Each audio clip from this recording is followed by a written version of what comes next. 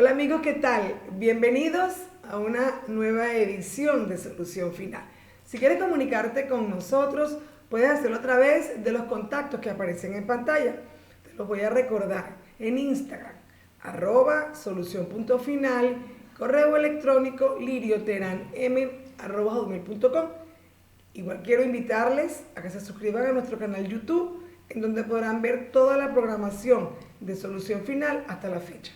Este programa puedes verlo a través de www.promar.tv.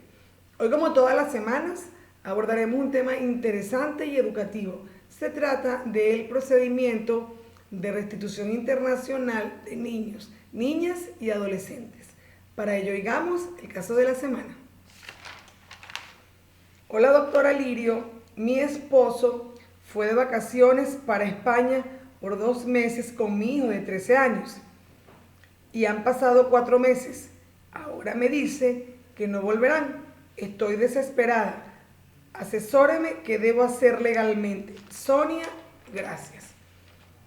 El procedimiento de retención internacional de niñas, niños y adolescentes ha cobrado un interés especial en virtud pues, de la migración importante que ha experimentado gran parte de la población venezolana. Generalmente las migraciones se inician de forma legal, porque cuando los padres van a salir de vacaciones con alguno de sus hijos, ambos firman un permiso de viaje, ya sea en una notaría o en un tribunal de protección. El problema se puede presentar cuando ese padre, estando ya fuera de Venezuela, pues observa o considera que existen condiciones de vida más favorables que las actualmente existentes en nuestro país y decide quedarse sin medir las consecuencias legales que esa acción puede traer. Es por ello entonces que existe un procedimiento de restitución internacional de niños, niñas y adolescentes que tiene su fundamento en tratados internacionales, específicamente pues, en el convenio sobre asuntos civiles para la sustracción internacional de menores, comúnmente llamada Convención de La Haya, que data del año 1980 y está suscrita por 80 países a nivel mundial, porque la comunidad internacional siempre ha estado muy atenta y le ha dado mucha importancia a este tipo de situaciones.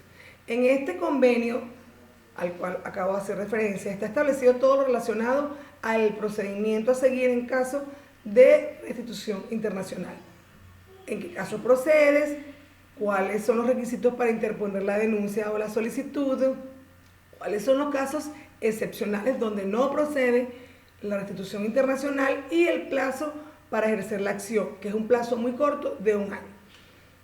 Igualmente, en este convenio se establece la creación en cada estado parte de una autoridad central, que es una oficina de enlace entre los actores intervinientes en el procedimiento de restitución internacional y los estados partes. De ese tema tan interesante vamos a conversar en la noche de hoy.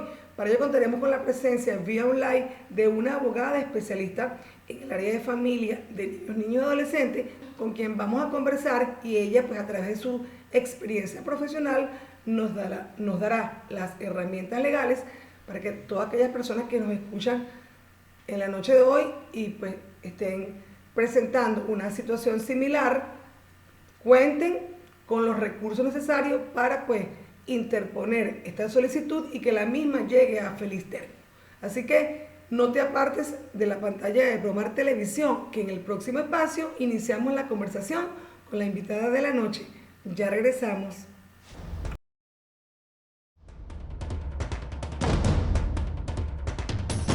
Amigos, estamos de vuelta nuevamente en Solución Final. Como le dije en el espacio anterior, hoy conversamos con una profesional especialista en el área de protección y familia. Se trata de la abogada Isabel Carrera. Isabel es abogada egresada de la Universidad Fermín Toro, con doctorado en gerencia y doctoranda en Derecho de la Universidad Católica Andrés Bello, especialista en Derecho de Familia y Derechos del Niño de la UCAP, con maestría en Derecho Constitucional IBEA, especialista en Derecho Procesal Civil de la Universidad Santa María, especialista en Derecho Penal y Criminología de la Universidad Yacambú y especialista en Derecho Procesal Penal de la Universidad Fermín Toro. ex juez provisorio en funciones de mediación, sustanciación y ejecución de protección de niños, niñas y adolescentes hasta el año 2017, con 15 años de carrera judicial. Ha sido docente universitaria y actualmente es abogada en el libre ejercicio de la profesión. Bienvenida la abogada Isabel Barrera a Solución Final.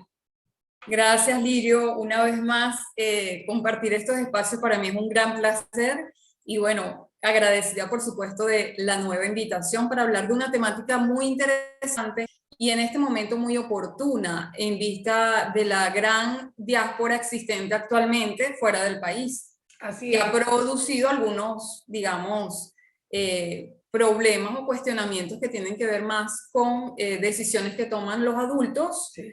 que arropan a los hijos y que no está del todo consentido por el otro progenitor. Así es, bueno, gracias por aceptar nuestra invitación.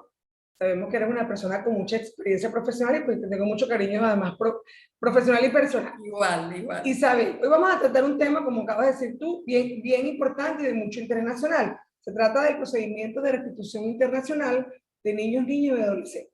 Por supuesto, como acabas de referir, una vez que se plantean las familias algunas oportunidades de mejora de calidad de vida en el extranjero, siempre uno de los padres generalmente va adelante con la intención de volver. En muchas oportunidades ha sido así, en muchas oportunidades pues no.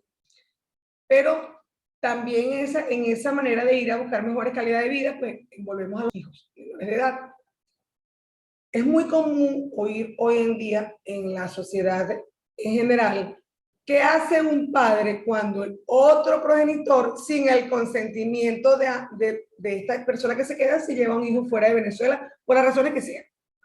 Muchas personas también desconocen que existe un procedimiento que se llama pues, de restitución internacional. De eso vamos a hablar esta noche. Yo quisiera que iniciáramos la conversación de hoy, Isabel, explicando primero qué es el procedimiento en sí y, bueno, que tú a través de tu experiencia laboral nos diga cómo se inicia, cuáles son los pasos y cuál es, en definitiva, lo que se logra ejerciendo un tipo de procedimiento de restitución internacional de niños, niños y adolescentes.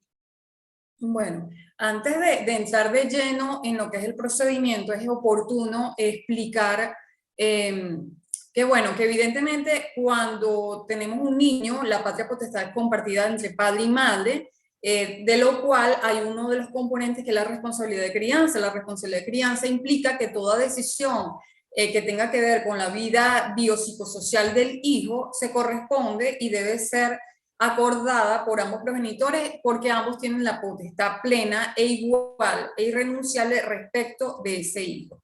¿Esto qué quiere decir? Que por supuesto cuando va a haber un cambio de residencia de ese hijo, no, independientemente de lo que definan los padres en su individualidad, tiene que ser consentido por ambos progenitores. Esto es muy importante, ¿por qué? Porque muchas de las veces considera el custodio, que generalmente suele ser la madre, de que tiene plenas potestades para decidir cuál es la residencia del hijo. Y esto no es tal, en el sentido de que es una decisión de suma importancia porque implica un cambio drástico de la vida del hijo en su cotidianidad, implica no solamente un cambio de vivienda, de la vida social que tiene el niño, sino también de su vida educativa y de las interacciones que pueda tener con el grupo familiar materno y paterno. Esto implica un cambio drástico de la vida del niño, por lo cual el progenitor, el otro progenitor, sea madre o padre, debe consentir ese cambio de residencia. Esto es muy importante, ¿por qué? Porque más de las veces consideran que así como hay la autorización para una autorización de viaje, entendiendo autorización de viaje que es para un viaje recreacional y que conforme a las normas de derecho internacional privado se considera que no debe superar una estadía y digamos no es una residencia, sino una estadía temporal. Es decir, yo tan solo voy a residenciarme en una temporalidad muy limitada por viaje recreacional, sea que vaya a visitar a un familiar o esté pagando hotel, que por eso hablaríamos de posada, en un término jurídico a nivel de lo que tiene que ver con la residencia habitual, domicilio, todo esto. Bueno, es tan solo de 3 meses. Cuando yo autorizo un viaje es con ese único y exclusivo propósito. Implica que hay una ida y un retorno. Esa ida y retorno normalmente, si los progenitores están ambos presentes, suele hacerse por la notaría. Si hay uno que no está presente dentro del país, se hace por tribunales con un procedimiento en específico donde la participación del progenitor que se encuentra residenciado fuera del país consiente a través de los medios telemáticos en una audiencia virtual de tal manera de garantizar esa presencia remota. Esto es lo que habitualmente ocurre cuando hay una autorización de viaje. Entendamos este propósito, pero cuando el propósito es residenciarse fuera del país, es otro el procedimiento. Ya no sería por notaría, sino exclusivamente ante un tribunal de la República con competencia en protección de niños, niñas y adolescentes. Y este es, y digo esto para aclararlo porque incluso los propios colegas suelen confundir cuando hablan de cambio de residencia, suelen decir, no, es que va a viajar y va a vivir en tal sitio. Entendamos que una cosa es autorización de viaje, viaje siempre se habla de recreacional, mientras que el cambio de residencia es una potestad o una decisión propia de los progenitores, por lo cual la competencia es exclusiva y excluyente de un tribunal de protección de niños, niñas y adolescentes. ¿Ok? Entonces, si yo tengo la intención de viajar fuera del país y residenciarme junto a mi hijo en otro territorio, en otra república, necesariamente debo tramitar, o sea, por vía amistosa, es decir, ambos progenitores manifiestan su consentimiento y acuden a un tribunal de protección de niños y adolescentes, lo cual se homologa, porque evidentemente no vulnera ningún derecho y se está garantizando efectivamente no solamente de que sabemos ya cuál va a ser el lugar donde va a residir ese niño, sino a su vez se le garantiza al progenitor que queda atrás un régimen de convivencia internacional. ¿Ok? Ahora bien, si no hay acuerdo entre los progenitores, por supuesto el procedimiento tiene que ser por vía ordinaria y evidentemente es contencioso. ¿Ok? Entonces, espera un momento, entonces explicaste muy bien cuándo son los permisos para viajar y cuándo un cambio de residencia. Okay. En los cambios de residencia, Isabel, cuando el padre está afuera y la madre está acá, pero el padre que está afuera no está localizado, ¿cómo se inicia, cómo se hace ese procedimiento? Porque también hay mucha duda en las personas que escuchan este programa, porque lo han hecho saber por las redes. ¿Qué hacen en ese caso? Se fue el señor para España, más nunca lo volvimos a ver, y la señora se tiene que residenciarse en Chile. O sea, ¿cómo hace esa madre para poder lograr sacar a su hijo de Venezuela? De una forma legal. Eso está la posibilidad de notificarlo vía electrónica para que participe por videollamada. Sí hay, digamos, una inexistencia total, que no sabemos el paradero. Para ahí se haría cuenta de todo lo que tiene que ver con el procedimiento del no presente, donde se le adjudica o se le establece o se designa un defensor ad litem, por supuesto habiendo agotado todo lo procesal para garantizar que efectivamente de una u otra manera se intentó agotar la notificación personal, en el entendido que incluso intentar en el lugar donde residía habitualmente antes de marcharse del país, ¿ok? Para que quizás unos familiares puedan darle cuenta a esa persona que se encuentra afuera de una u otra manera que se le ha convocado para un tipo de procedimiento donde tiene interés respecto de su hijo. Pero vamos a retomar lo de la restitución. O sea, yo explicaba todo lo que tiene que ver con la autorización de viaje y el cambio de residencia porque suele haber una confusión entre ambos procedimientos.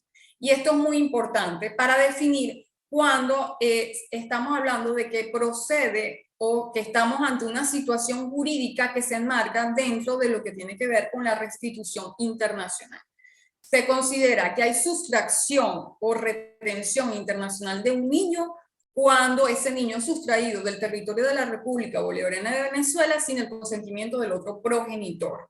Entonces, ya le expliqué cuando hay autorización de viaje, cuando hay cambio de residencia. Si hay una sustracción internacional es porque no se agotó el procedimiento del cambio de residencia internacional. Es decir, no acudieron a un tribunal para que éste diera el visto bueno mediante una homologación o emitiera una sentencia definitiva visto el mérito de lo que hayan probado ambos progenitores. Ok, entonces, ¿cuándo procede o ante qué situaciones estamos para hablar de restitución internacional? Que uno de los progenitores ha sustraído de la República a un niño sin consentimiento del otro. Y esto puede ocurrir, sea que se lo sustrajo sin ningún tipo de documento. Es decir, se fue por trocha, se fue por otro lugar. Falseó el documento, es decir, generó un documento que no es el que corresponde y que no pasó por la autoridad jurídica correspondiente. Llámese esto, estamos hablando de cuando hay, en este caso, personas que hacen ver de que no hay un progenitor, usan, por ejemplo, un acta de defunción del otro progenitor, haciendo ver de que falleció, por lo cual no necesitaría un consentimiento. Claro. ¿Ok? Es una de las situaciones que ha ocurrido. Buscan un supuesto cambio de residencia internacional no emitido por ningún tribunal de la República, ¿ok? O usan un ejercicio unilateral de la patria potestad, que es una decisión de otra índole, pero que suspende provisionalmente y esta te permite viajar para un viaje recreacional, pero no te permite para residenciarte fuera del país. Entonces hay un uso inadecuado o se falsea un documento que no es para el objetivo preciso del cambio de residencia internacional. Isabel, y es común, Isabel, que se falsee un acta de defunción. No es común, pero ha ocurrido. Incluso en nuestra circunscripción judicial ya ocurrió en una oportunidad. Y aparte que eso es un delito. O sea, por supuesto. Que eso es un delito. O sea, eso es gravísimo lo que estás diciendo. Bueno, okay. Tal cual. Entonces, estamos ante el uso de no hay documento alguno, lo sustraje sin documento. O usé un documento que creé que falseé. Claro.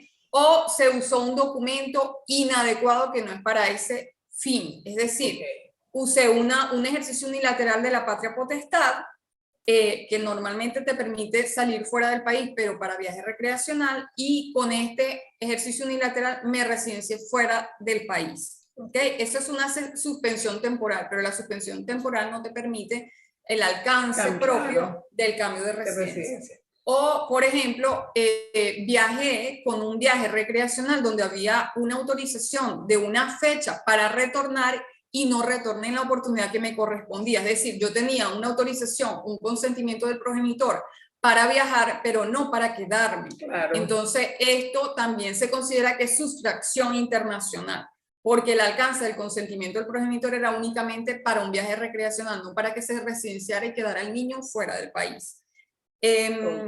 Y que otra particularidad que se dio a los inicios de esta diáspora, que bueno, había una práctica equivocada a nivel de las notarías, donde se permitía que pudiese establecerse un poder donde un progenitor le daba autorización al otro progenitor para emitir autorizaciones de viaje y para una cantidad de cosas o elementos que era amplísimo y era como una especie de delegación del hijo, cuando el hijo no es un objeto, es un sujeto pleno de derecho y que no puede ser a través de un documento de una autoridad que no es competente para tal fin. Por lo cual hace aproximadamente, yo creo que va camino de los 4 años, emitió el SAREN una resolución donde impide que se puedan dar o que se pueda materializar este tipo de documentos llamados poderes, por lo cual han limitado considerablemente todo lo que tenga que ver con niños. Esto no quiere decir que no se permita, y ojo, porque también hay confusión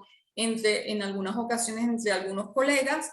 Entonces, ante este escenario que tenemos ya todas estas posibilidades, entendamos de que salió con mi hijo sin documento, o usó un documento inadecuado que no era para ese fin, o falseó el documento, ¿ok? Entonces estamos ante la posibilidad de pedir la restitución internacional. Ok, vamos a hacer, disculpa que te interrumpa, Isabel, tenemos que hacer el primer corte de solución final.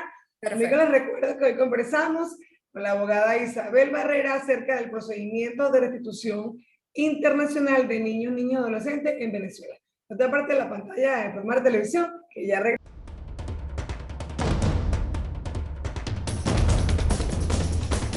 Amigos, estamos de vuelta nuevamente en Solución Final. Hoy conversamos con la abogada Isabel Barrera acerca del procedimiento de restitución internacional de niños y adolescentes en Venezuela. Isabel, por supuesto, debo felicitarte porque tu explicación pues, fue excelente en relación a los supuestos que genera el procedimiento de restitución internacional. Ahora vamos a adentrar en el procedimiento en sí. Ok.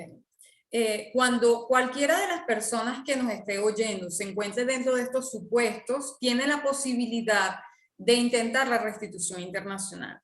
y donde actuaría el Estado venezolano como país requirente. Estamos hablando de que el convenio internacional en materia de restitución internacional, que es de La Haya, es del 25 de octubre del año 80 sobre los aspectos internacionales de la sustracción internacional.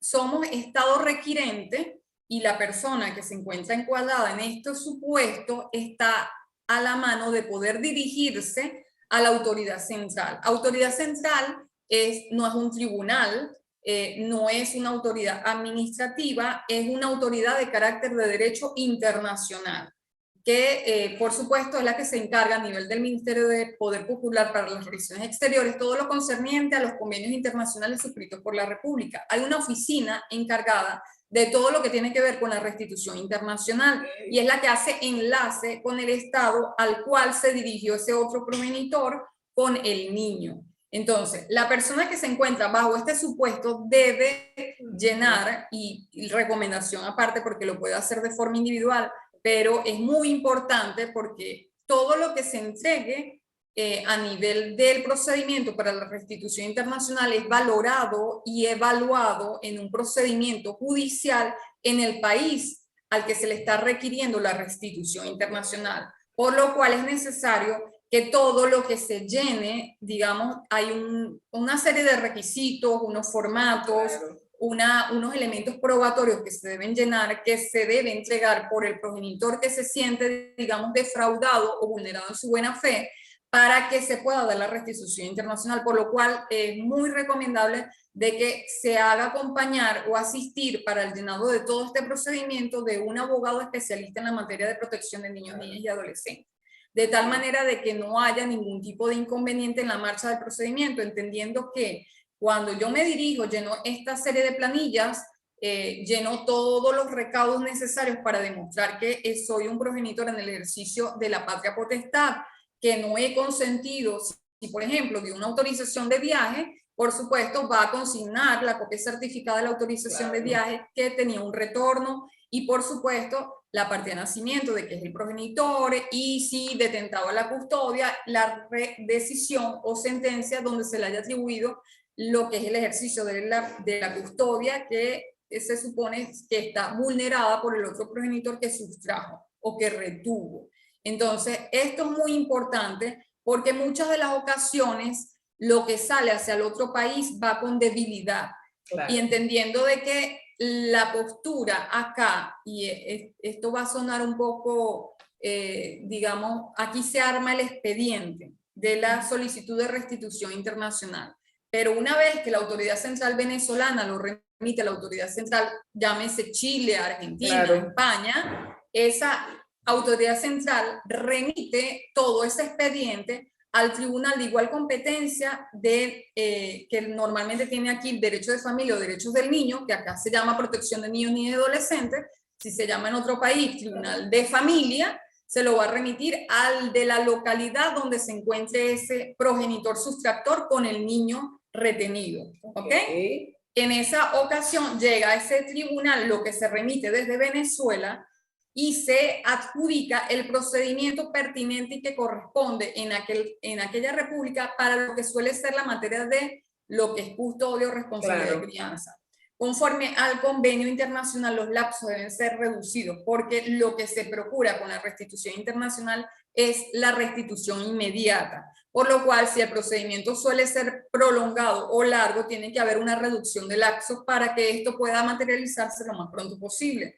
Entonces, ¿qué ocurre? Bueno, el progenitor que está vulnerado o víctima de la sustracción tiene que tener comunicación permanente con la autoridad central. Cuando el procedimiento se inicia en el país donde está el niño retenido, entonces allá se le designa un defensor público. Todo el procedimiento de restitución internacional a nivel de convenios internacionales, y ojo, esto es muy importante porque es digamos, uno de los convenios, aparte de la Convención de los Derechos del Niño, que es la convención más suscrita y ratificada a nivel planetario, claro, una de las más suscritas es la que tiene que ver con restitución internacional, claro, de infantes. Entonces, es muy importante entender que el apoyo que dan las autoridades centrales y el procedimiento que se lleva a cabo en el país donde está el niño digamos, con domicilio actual, aunque no sea el domicilio habitual, porque el habitual es de donde proviene, claro. aquí en Venezuela.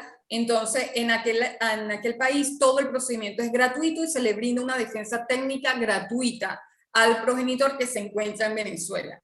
Por lo cual, este debe tener comunicación permanente con ese defensor público que se le designa en aquel país para todo el procedimiento. ¿Ok? ¿Y qué es lo que procura este proceso? Que se dé la restitución inmediata. O sea, cuando hablamos de inmediato, la práctica jurídica nos ha permitido ver de que al operar todo el procedimiento, desde que sale el expediente desde Venezuela, se materializa y llega al tribunal competente y opera la restitución internacional, puede ocurrir un tiempo de aproximadamente 3 meses. Pero es muy rápido. Es muy rápido. Sumamente muy rápido. Lo único es que, por supuesto, como hay garantía del derecho a la defensa del sustractor, hay unos elementos a nivel de restitución internacional donde ocurre excepciones jurídicas a la no restitución. Ahí vamos a hablar de eso, para que la gente entienda un poquito. Ok, entonces tú acabas de explicar que se tramita, se inicia en Venezuela a través de la autoridad central, que está ubicada en Caracas, entiendo que el Ministerio Popular para Relaciones Exteriores, y Avenida Urdaneta.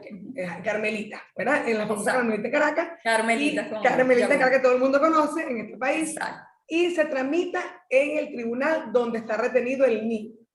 Exacto. La decisión viene de allá. Pregunto ahora, ¿cuál es la intervención de la autoridad central durante este procedimiento? La autoridad central es el enlace, tiene comunicación permanente, recibe toda la planilla, verifica que haya llenado todos los requisitos, que estén las copias certificadas adecuadas, tiene comunicación permanente con la autoridad central del país, de tal manera que remite inmediatamente a un tribunal, digamos, de la localidad donde se encuentra el niño, y a su vez de que efectivamente haya la designación de ese defensor, de que haya la comunicación y la participación. Muy importante la participación, porque es uno de los convenios internacionales que nos permite de que haya participación por vía remota, es decir, presencia remota con los medios tecnológicos, de tal manera de acercar a las personas al procedimiento que se está llevando a cabo con lo que tiene que ver con la restitución internacional. Pero no tiene ninguna participación directa en el procedimiento, simplemente es un enlace. Pero central es el enlace. Es un enlace y está pendiente, por supuesto, de los avances, de si hay algún tipo de dificultad.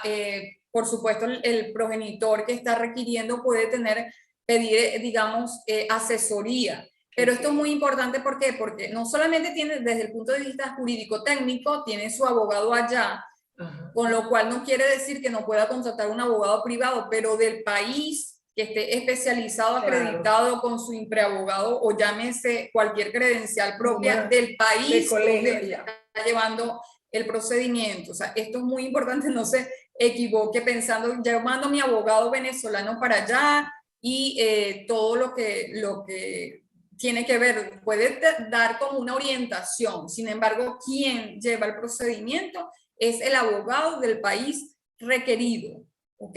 De ahí una serie, se garantiza el derecho a la defensa, hay unos postulados propios para impedir de que este procedimiento sea alargado en el sentido de que las probanzas son limitadas, las actuaciones procesales fuera de sede también son limitadas, de tal manera de hacer la reducción del laxo y que esto no opere de una u otra manera digamos, una incrementación del procedimiento. Pero hay algo muy importante de lo cual no he hablado. Para poder intentar o solicitar ante la autoridad central venezolana la restitución internacional, tiene que dirigirse el progenitor defraudado antes de que transcurra un año de que el niño fue sustraído, porque después de que transcurra un año se materializa lo que a nivel de derecho internacional privado, una residencia tácita en el otro país, por lo cual no quiere decir que no pueda operar la restitución internacional, por ejemplo, caso de fuerza mayor o de caso fortuito, pero tiene que estar demostrado o acreditado que ocurrió esa fuerza mayor.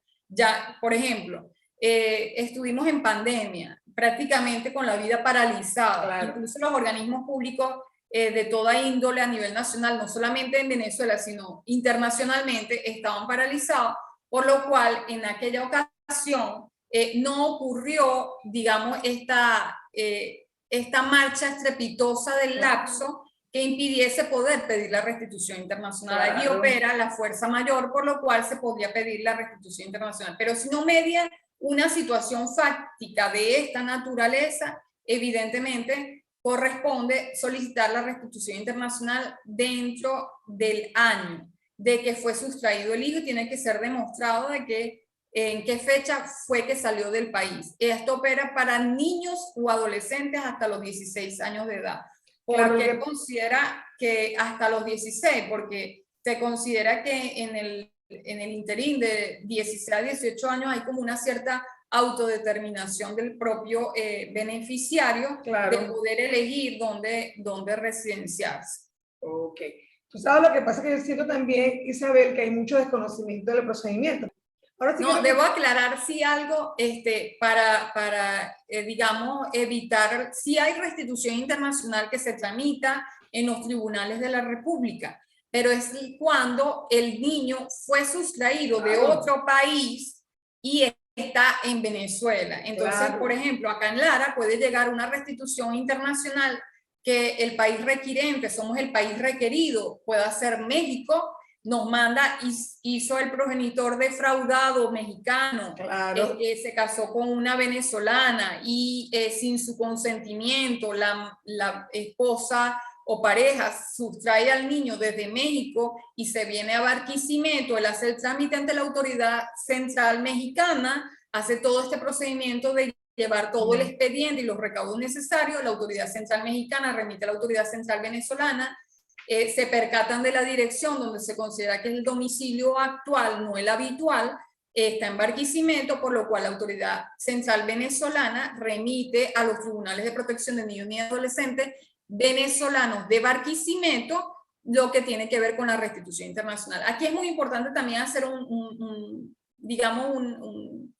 pararnos un momento. ¿Por qué? Porque Venezuela emitió una resolución en específico para hacer, digamos, obediencia al convenio internacional sobre la sustracción de niños y adolescentes, en el sentido de que generó una resolución donde se dice que todo lo que tiene que ver con la sustracción internacional de un niño que es sustraído de otro estado y viene a Venezuela, ese procedimiento está reducido. Se llama por el procedimiento ordinario del 450 de la LOMNA, Ley Orgánica para la Protección de Niñas y Adolescentes, se limita los lapsos, por ejemplo, se tiene que dictar inmediatamente la prohibición de salida del país, hay mediación, pero los lapsos son reducidos, no hay evaluaciones del equipo técnico multidisciplinario, las apelaciones intraproceso no se oyen de inmediato, tiene apelación, tiene posibilidad de llegar al Tribunal Supremo de Justicia, pero lo más importante es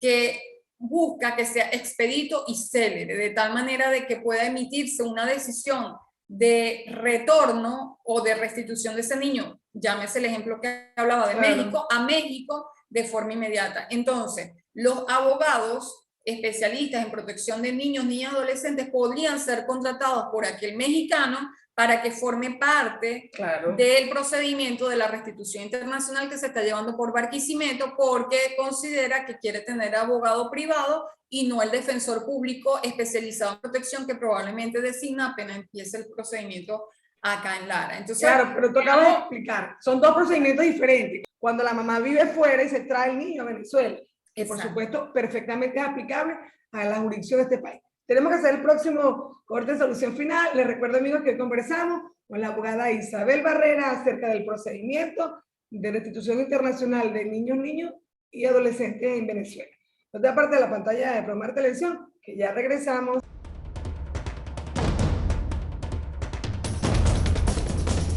Amigos, estamos de vuelta nuevamente en Solución Final. Conversamos con la abogada Isabel Barrera acerca del procedimiento de restitución internacional en niños y adolescentes. Mi querida Isa, pues ha sido un placer tenerte invitada la noche de hoy. Ya estamos en los minutos finales, pero quiero que antes de irnos tú expliques cuáles son las causales por las cuales no procede la restitución internacional de niños y adolescentes.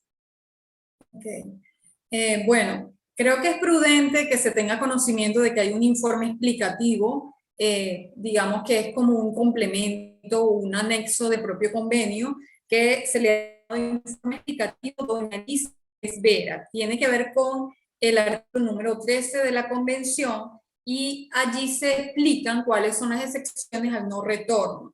Esas excepciones al no retorno comportan de que pueden ser los elementos que pueda alegar el progenitor que sustrajo para que no prospere la restitución internacional. Y entre otras cosas habla, por ejemplo, de que no haya tenido lugar o haya ejercido la custodia, pero también puede que sea de que haya sido un progenitor ausente, ajeno a la vida del niño. Entonces, justificar esto de una u otra manera podría dar lugar al no retorno.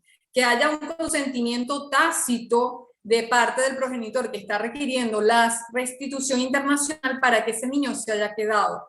Es decir, tienen que haber elementos o probanzas que den cuenta de que de una u otra manera, a pesar de que quizás se fue con una autorización de viaje notariada, él manifestó de otra manera o con algún comportamiento, alguna conducta que efectivamente se quedará allá. Por ejemplo, ya tiene 6 meses en Chile y entonces el colegio en el que se inscribió el niño requirió una planilla con una firma del progenitor que está en Venezuela. Evidentemente esa actuación donde él consintió, donde sostuvo llamada telefónica, donde remitió alguna documentación, alguna firma, da lugar a que efectivamente es consciente de que ese niño estudia y se residencia allá. Eso por dar un ejemplo, porque puede haber un abanico extenso de posibilidades que den lugar a que efectivamente haya consentido tácitamente que se quede en el país en el cual es el domicilio actual del niño.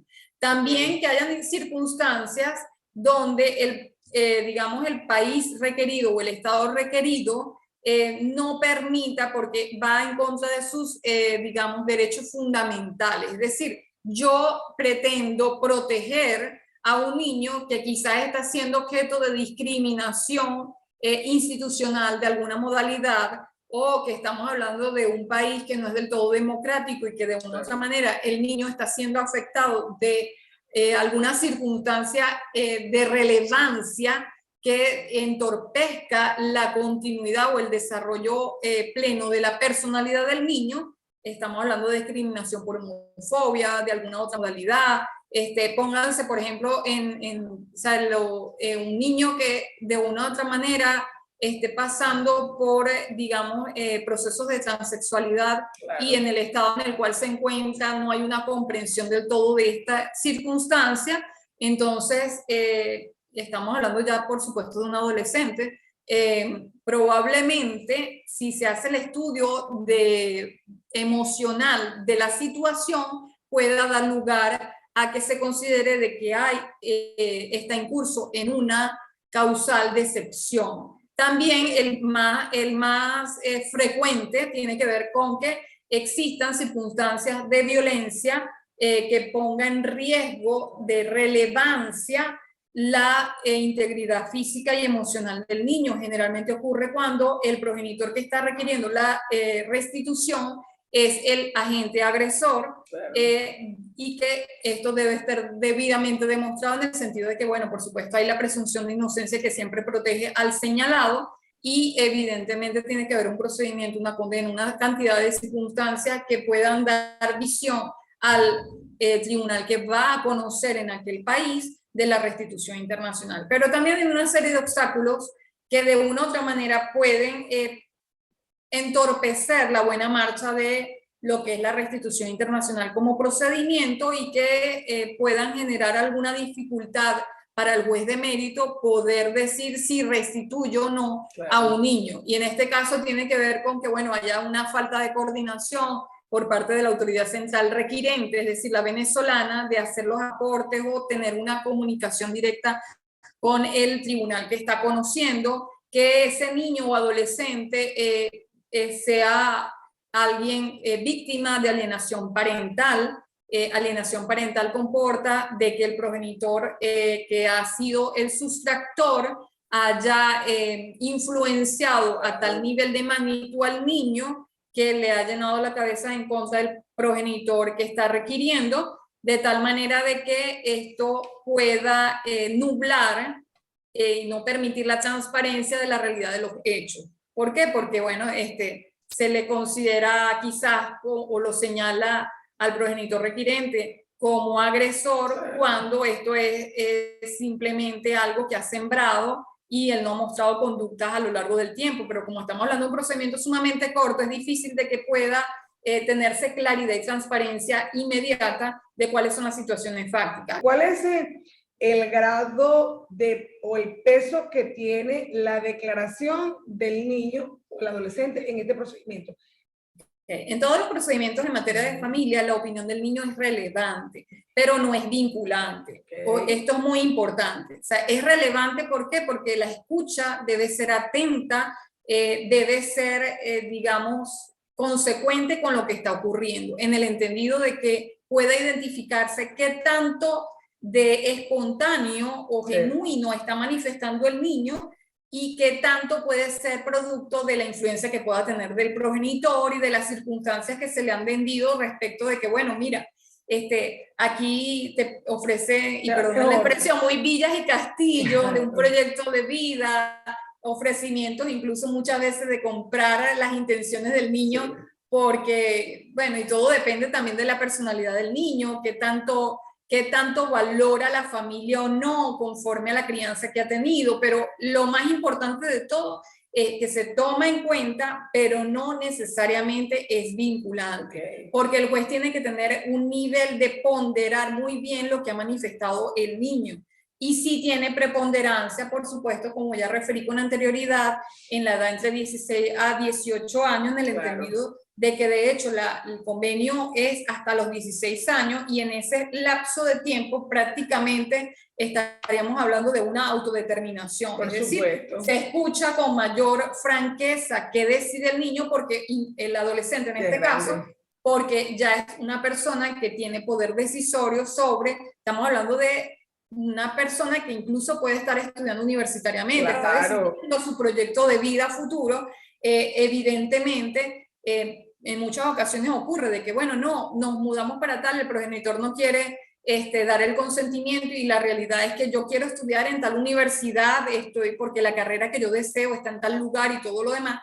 Eso va a ser fundamental para emitir una decisión de no retorno. Claro, entonces, son circunstancias, digamos, hay unos supuestos generales, pero también hay que tener en cuenta que interpretar excesivamente los supuestos de excepción puede convertirse en un verdadero obstáculo para que pueda haber la restitución internacional, porque más de las veces este procedimiento es sumamente contencioso, muy peleado, y que esa pugna se evidencia en las probanzas que hay de un lado y de otro. ¿Por qué? Porque tomar una decisión de esta magnitud sin el consentimiento del otro progenitor es porque evidentemente sabe que va a ser rechazado, negado, y por eso tomé la decisión de llevármelo, emigrar unilateralmente.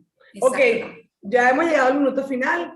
¿Tienes alguna conclusión para que pudiera englobar rápidamente este procedimiento o un consejo legal a todas las personas que nos escuchan esta noche? Consejo fundamental: si se considera que está en curso, es decir, se sustrajo al hijo sin su consentimiento, inmediatamente comuníquese con un abogado de la materia que le pueda dar todo esto que yo concentré en el espacio del programa, que estamos hablando de que hay jurisprudencia que ha fijado criterios, hay, digamos, criterios de carácter convencional, estoy hablando a nivel internacional, que dan unas orientaciones y unos lineamientos. Si es el caso de que el que se sustrajo es de afuera y está acá, está la resolución emitida por el Tribunal Supremo de Justicia del año 2017, que hace unos ajustes y unas adaptaciones al procedimiento ordinario de protección de niños y adolescentes para que se pueda dar el procedimiento. Pero si usted es el que está en curso en esto, por supuesto, haga de inmediato la búsqueda del abogado para que le haga su procedimiento, no deje pasar el tiempo, porque muchas de las veces las dudas, los miedos, el que me parece pero no me parece, hace que se pierda el tiempo. Transcurre un año o parte de esa omisión o esa conducta, digamos, pasiva, puede convertirse en, digamos, la materialización de una de las excepciones. ¿Cuáles son tus redes, Isa? Por Instagram, ABG, es decir, la abreviación de abogado, .Isabel Barrera. Me escriben por DM y pueden también ver toda la información que voy publicando habitualmente en la red social. Tienen un contenido pedagógico de la materia de protección de niños, niñas y adolescentes. Y allí hay también una serie de live, una serie de actividades de las cuales ustedes pueden disfrutar. Ok, gracias por habernos acompañado, ustedes amigos. Creo que pues no hay más nada que decir, sino que ya la abogada Isabel Barrera fue pedagógica, fue clara y precisa en cuáles son los pasos a seguir en caso de que cualquier persona que nos esté escuchando esta noche tenga que recurrir a solicitar ante la autoridad central el procedimiento de restitución internacional de niños, niños y adolescentes. Cualquier duda, pues, no vacilen en ubicarla, porque puedo dar fe que es una persona, una profesional proba y con mucha experiencia en la materia de la cual conversamos. Así que nunca es tarde para hacer el bien y definitivamente, si tú conoces el problema, encontrarás la solución final. Nos vemos la próxima semana, Dios mediante. Chao. Chao.